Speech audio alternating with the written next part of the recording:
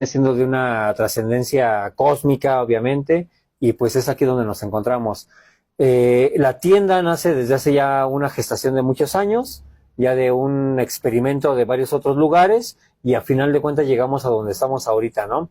De darle esa difusión musical a todas las bandas, a todo lo que son los diferentes géneros, gótico, electrónico, black metal, death metal, thrash, industrial, a todos esos géneros que de repente no son tan comprendidos dentro de lo común. Pero ¿cómo surge esta parte de hacer todo este rollo de los muñecos, playeras, discos, cómo surge esa idea, esa parte de combinar ambas cosas? Desde los 90 fue algo muy en lo personal, que era más bien como que llevar todo lo que era a un gusto personal, vaya, regresemos a eso, dentro de los cómics, la ciencia ficción, la literatura. Cuando uno comenzó en el gótico, en aquel entonces, lo que era la literatura, la filosofía, la cuestión estructural de iglesias, vaya, todo ello, a final de cuentas se conjuntó e hizo todo eso que estamos viendo hoy en día, ¿no? Que es esa exposición hacia todo lo demás hoy. Y a mí, ¿sabes qué me llama la atención? Sobre todo cuando uno inicia un proyecto, siempre hay un inicio, una base. Claro. ¿Cuál fue la tuya o cuál fue la banda o la situación en este caso de los juguetes que te hizo decidir montar un local como este? Series fueron muchas, ¿no? Sobre todo lo que es la parte vintage de los 80s y 90s. Es a mí lo que me conformó. La cuestión musical, Adri, es tanto la cuestión gótica y el metal de los 80s, 90s para acá. En lo personal, si me dices, oye, ¿qué te marcó? Yo vengo de una familia conservadora y solo uno de mis hermanos era un poquito más alocado, más atolondrado, ¿no? Y ¿sabes qué me marcó mucho? Allá en los 80s había una estación de radio que se llamaba Radio Cañón, y en aquel entonces mi hermano, el que era mayor que yo, me decía, oye, vamos a Radio Cañón, porque me gané unos boletos. Era AM, ¿no? Ajá. AM. Y yo dije, sí, pues ya era un niño de 8 años. Me dice, va a haber una banda ahí que se llama Neón, y pues a ver, vamos a ver qué nos dan, ¿no? O a qué nos ganamos, o esa onda, ¿no? Entonces de repente llego, y están los de Neón, unos chicos, ya saben, así tipo Caifanes, pues yo era un niño, todo el pex, y me dan a mí el vinil de Neón, mi primer disco firmado por la banda, y yo dije, no manches, yo en algún momento quiero hacer todo esto, ¿no? Y de ahí es de donde nace la inquietud del buscar la música, los cassettes, los viniles, después llegaron los CDs, todo ello, y pues obviamente lo conjunté con todo aquello que me gusta, que son los coleccionables, y llegamos a la Arcadia hoy en día. Estamos viendo que aquí en esta tienda hay un buen de coleccionables, como tú dices. Te puedes encontrar desde un G.I. Joe, un He-Man, un Voltron. Te puedes encontrar de Superman, Embrujado. que por cierto camina solito. Ahí luego les contaremos esa historia macabra. Porque Y la hay verdad, muchas, hay sí, muchas sí, sí. historias. Y aquí ya salieron que escucharon voces. Y yo creo que eran sus voces internas de que estás bloqueando ya. Pero imagínate, hablando de juguetes vintage, ahorita por ejemplo ya son tres cosas muy diferentes. Hablando de juguetes vintage, imagínate por las manos y por la inquietud y por la diversión que pasaron estos juguetes.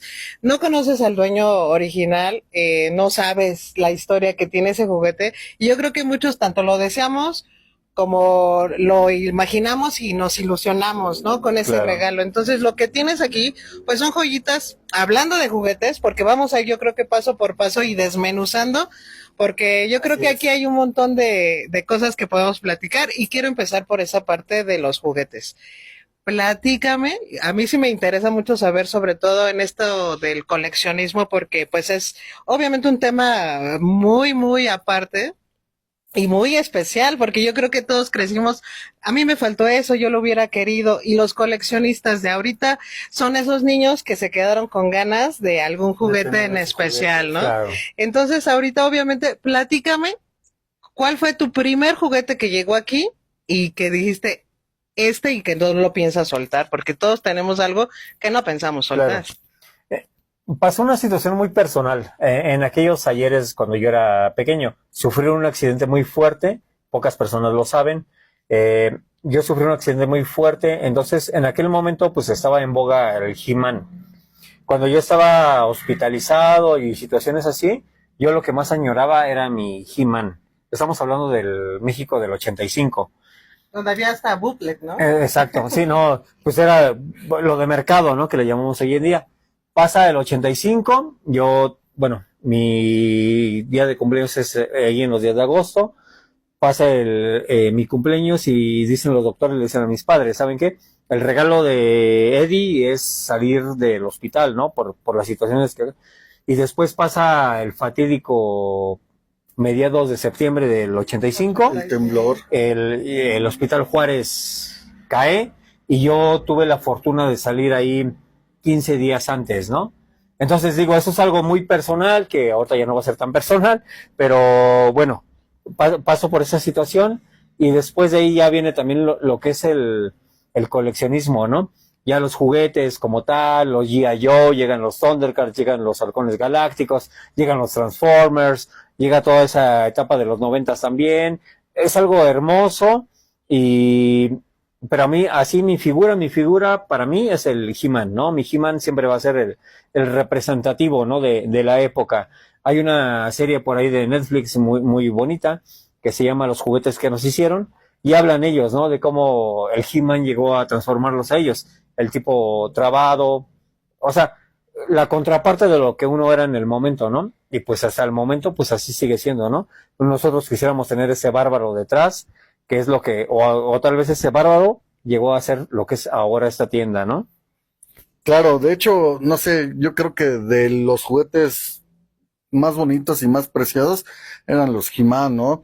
Hay otro, yo me acuerdo que venían en su caja, que decían los Masters of Universe, Los amos del universo. Ajá. Y aparte, pues cada muñequito tenía un librito, El cuentito. el cuento, y uno que otro tenía un anillo, ¿no? Sí. A Una veces, armita. no, las armas de cada personaje siempre venían incluidas, pero sí siempre venían con su cuentito, su anillo, no sé, había otras figuras que a lo mejor, no, si no mal recuerdo, tenían, no sé, los accesorios que a lo mejor si traían capa eran como de tela, Sí. era como terciopelado, ¿no? O sea, venían mejor hechos los muñecos, no eran tanto articulables como hoy en día, pero el material, la calidad del plástico estaba muy padre. Y ahí, perdón, ahí hablamos un poquito, por ejemplo, lo que te comentaba del bootleg, ¿no? De las personas que no teníamos al alcance, pues una figura de acción o una figura original que obviamente pues era de importación, ¿no? Que Claro. no era tan fácil también encontrarlas. Y pues qué chingón que los Reyes Magos o Santa Claus de esa época pues se daban la tarea a buscarlo y a lo mejor no era el original porque pues eran esas imitaciones, esas copias, pero que nosotros crecimos felices con ese tipo de muñecos o de muñecas, ¿no? Claro, en algún momento yo platicaba con un coleccionista de los más grandes de aquí de México y él me hizo una referencia muy, muy bonita, ¿no? Y me decía, ¿sabes yo por qué compro un muñeco que está deteriorado? ¿Por qué siempre lo compro roto? ¿Por qué siempre lo compro que está quemado? ¿Por qué siempre lo compro que está ya con un cierto nivel de juego grande? Y le decía, oye, ¿por qué? Oye, ¿por qué, Miguel? ¿Por qué siempre los compras así, no? Porque es un hombre, ¿no? Dice, porque ese juguete realmente cumplió el propósito que era darle felicidad a un niño. Darle ese momento de juego, darle esa proporción de imaginación. Esa fantasía. Exactamente. Ese muñeco lo logró. Y yo por eso son los que más colecciono hoy en día en mis vitrinas, porque ese muñeco sí realizó eso. Hoy en día, aparte también el mercado se ha diversificado, el mercado ya es a nivel mundial, el mercado ya es el mercado también, el mundo se hizo pequeñito, ¿no? Y ahorita es todo lo mexicano, que en ese entonces para nosotros tal vez de algún momento era el mercado pirata, igual en los discos, el bootleg, es lo más buscado a nivel internacional, tanto en figuras y sobre todo en figuras, que también en la cuestión musical, ¿no?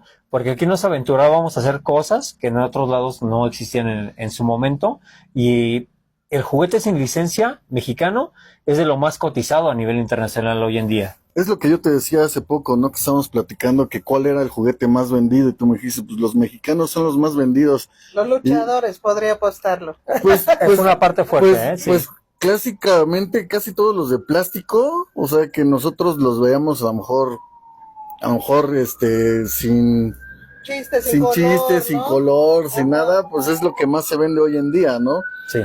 Y al final de cuentas, pues, como acaba de decir Eddie, pues le da vida en otros lados a otras personas, ¿no? Otra gente que a lo mejor lo disfrutan, juegan, a lo mejor lo regalan y lo reciben con un gusto, ¿no?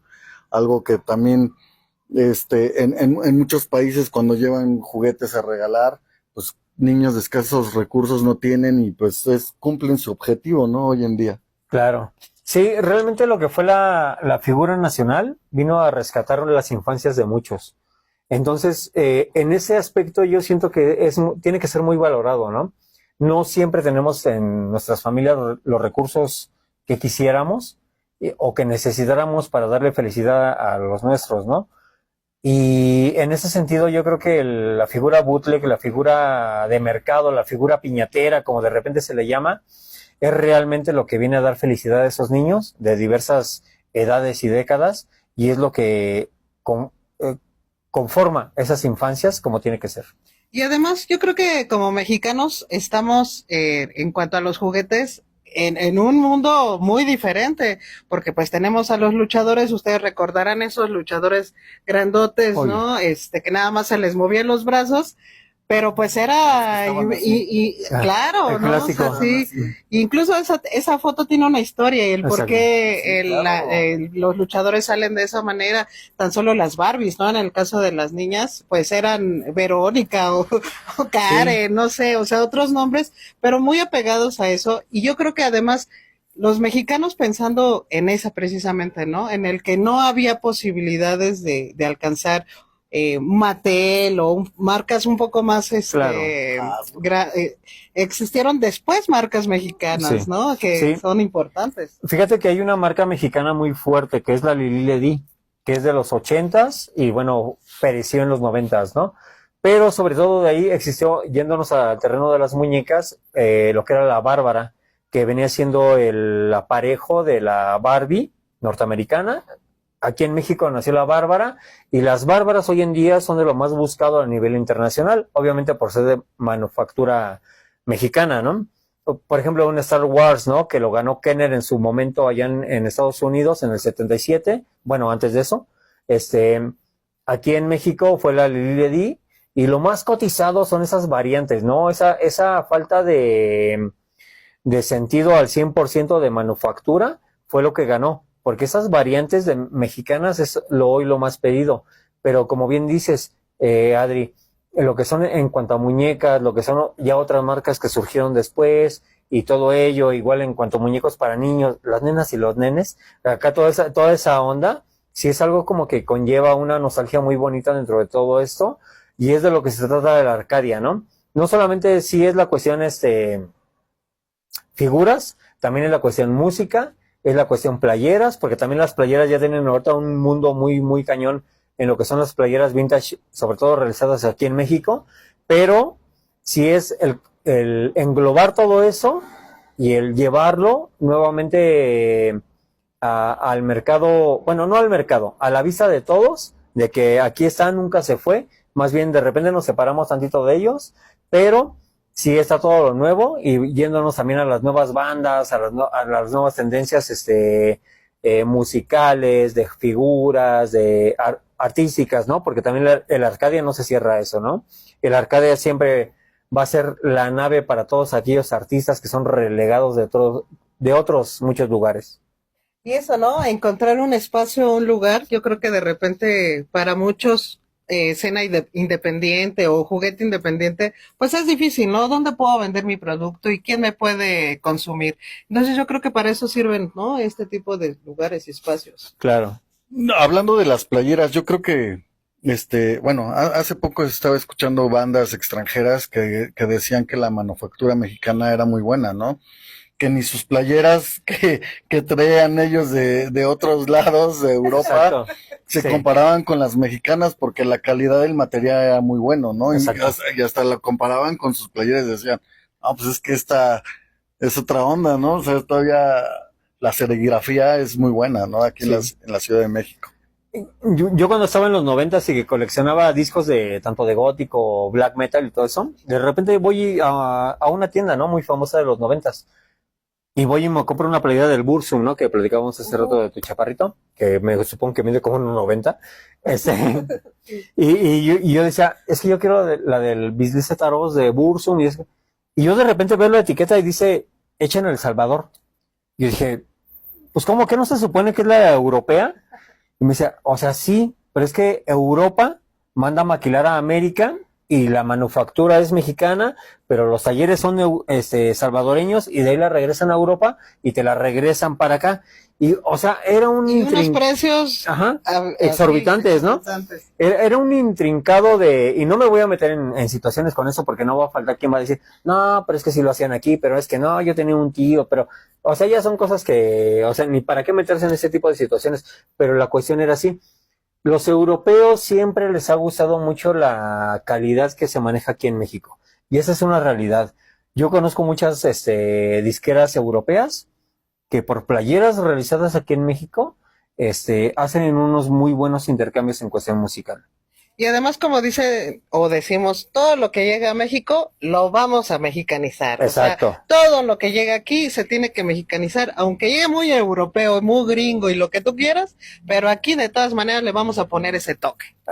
Es que realmente si no lo inventan ellos, nosotros lo inventamos. Lo vamos a hacer O sea, nosotros. México inventa, puede hacer lo imposible o hasta lo no inventable, ¿no? O sea, realmente aquí te vas a encontrar desde televisiones, muñecos, cassettes, CDs, de todo aquí te vas a encontrar en la Ciudad de México. De hecho, creo que hubo alguna anécdota apenas que vino a tocar una banda extranjera y vieron una playera aquí en México. Ah, chingues, ni nosotros tenemos esa playera, Sí, ¿no? exacto. De apenas estuvo por ahí, le estuve leyendo en redes, no me acuerdo ni qué Estuvo banda Cradle fue. of Fields, que uno de sus miembros guitarristas es coleccionista de playeras bootleg. Apenas me tocó una situación aquí en Rock Show, donde estamos, ahí tenemos parte de los puestos, y llega unas gentes de Europa, ¿no? Y me dicen, oye, quiero la del Entombed, ¿no? Y todo eso. ¿Cuál? Sí. No, pues la del Wolverine Blues.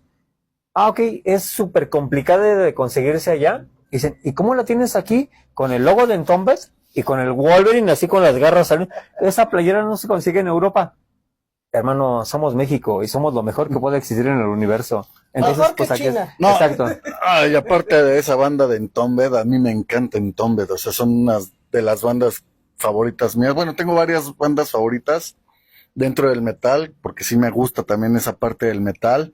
Sí conozco también muchas bandas muy buenas, muy interesantes, pero ahorita quiero refrescarme de algo nuevo, ¿no? O sea, ¿tú qué me recomendarías en cuestión de bandas nuevas? Que digas, esto te va a asemejar a los 90s, pero más moderno. Ay, canijo. Mira, esa es una pregunta complicada. He escuchado muchas bandas nuevas, muy buenas. Muchas, demasiadas. En lo personal, todo el estilo que manejan las bandas nuevas se me hace a mí excelente. Porque yo digo, voy caminando en la calle y cuando veo tan solo a los chavitos vestidos, ¿no? Como vayan vestidos, yo digo, no más, se ve súper cool ese caballero, esa damita, se ven súper bien. Yo digo, no más, ¿cómo no nos veíamos así en los 90s, no? O sea, tienen ahorita ya todo eso. Pero bueno, vámonos a la cuestión musical. Es tanto la oferta de bandas nuevas, tanto en heavy metal, black metal, gothic, electro, todo ello, que es complicado de repente ahí como que digas, oye, bueno, doy esto, ¿no? O yo apuesto por esto. Hay una banda de post-punk, ¿no? De allá de mi barrio, que soy de Nesa, Vilevo, que yo los he escuchado y digo, oye, esos chamacos están sonando con todo, ¿no? Con todo. Hay unos jovencitos también de provincia, lo de Vacíos Cuerpos, que apenas también hablábamos de ellos, que yo digo, no, man, o sea, traen todo el feeling y dices, oye, qué bárbaro, ¿no? Y hay mucho así, ¿no? En todos los géneros. Entonces de repente es como que bien complicado mencionar 20 proyectos, porque realmente los chavos ahorita traen un feeling bien bonito, una estructura bien, ya más organizada que nosotros cuando éramos jóvenes, seguimos siendo jóvenes, entonces, Claro. vemos las mismas caricaturas, entonces de repente dentro de todo ello, sí es como que tener ese feeling, más bien como que a qué nos late de cada uno, pero todas las bandas, yo creo que se merecen ahorita todos nuestros aplausos y el respeto por el esfuerzo que están haciendo dentro de todas las estructuras dentro de la música. Porque además creo que ahorita en el momento en el que estamos, en el que se está escuchando música más comercial, música, pues obviamente, pues para nosotros agresiva, que podría ser contradictorio, porque pues para nosotros existió pues esa parte de rebeldía, esa Claro, parte de manifestarte y decir algo, ¿no? Pero ahorita pues son letras bien diferentes y obviamente la chaviza pues está pegada a otro tipo de música. Eso precisamente, ¿no? No podemos competir con un reggaetón, no podemos competir con algo más pop, es no una podemos estructura competir, diferente. pero sin embargo, esta escena se sigue manteniendo. Obviamente, pues a escena oscura me refiero punk, metal, goth y toda esta parte, ¿no?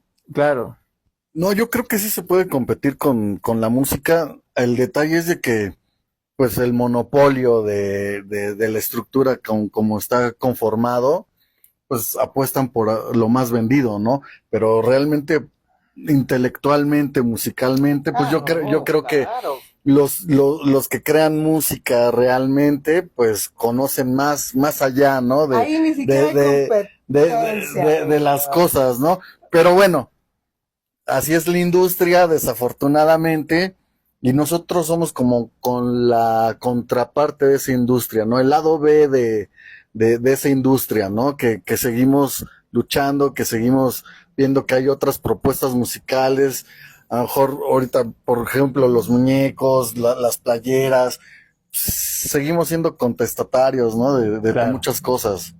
Sí, en alguna ocasión me decía un amigo productor, ¿no? También de música internacional, y me decía, ¿sabes por qué ciertos géneros